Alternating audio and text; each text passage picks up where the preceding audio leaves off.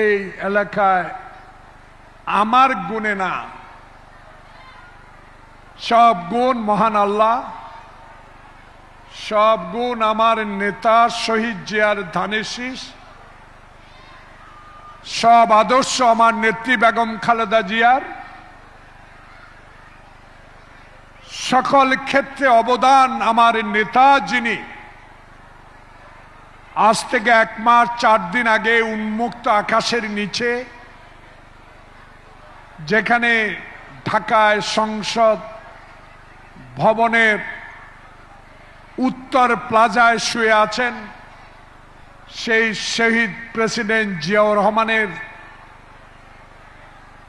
জ্যেষ্ঠ সন্তান, যিনি সংসদ ভবনে ওই উত্তর প্লাজায় শুয়ে আছেন দেশনেত্রী বেগম খালেদা জিয়ার জ্যেষ্ঠ সন্তান তারেক রহমানের সাহসিকতার জন্য আজকে আপনারা আমাকে আবার পুনরায় নির্বাচিত করেছেন। এটা আমার কোনো অবদান নয়, সব অবদান আপনাদের। দল মত ভিন্ন থাকবে, আদর্শ ভিন্ন থাকবে, আমার মতের সাথে একমত হতে পারবেন না, কিন্তু আপনার মত প্রকাশ করার অধিকার আমি কিন্তু খর্ব করতে পারবো না। তাই আল্লাহ পাক বলেছে, নবী করিম সাল্লাল্লাহু আলাইহি সাল্লাম বলেছে, মানবতার সেবায় এগিয়ে আসেন, ইনশাআল্লাহ আপনি কৃতকার্য হবেন।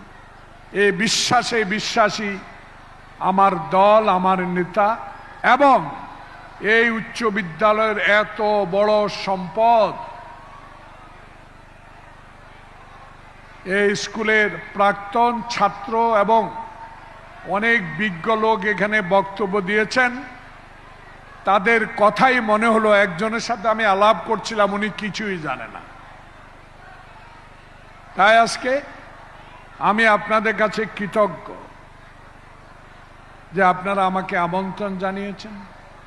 আমি একটু আগে আবুল খায়ের এই স্কুলের সভাপতি, উনি বক্তব্যে বলেছেন, আমি সাথে সাথে জেলা প্রশাসক মহোদয়কে আমি টেলিফোনে বলে দিয়েছি, আমি আর চাই না যিনি এই স্কুলের বিরুদ্ধে মামলা করে সম্পত্তি কুক্ষিগত আইনের দিকে করতে চান বেআইনি ভাবে, সেটা যেন অচিরেই ওনার সাথে আলাপ করে সমাধান করা হয়। আইন বলে, আমি যা খায়ের সাহেবের বক্তব্য দেখেছি, প্রতিটা ক্ষেত্রে আইনে আপনারা জয়লাভ করেছেন, ঠেকলো কোথায়? সেই ঠেকাটা বন্ধ করার জন্য আমি 5 জন বিশিষ্ট ব্যক্তিকে আমি আজকে দায়িত্ব দিয়ে যাব।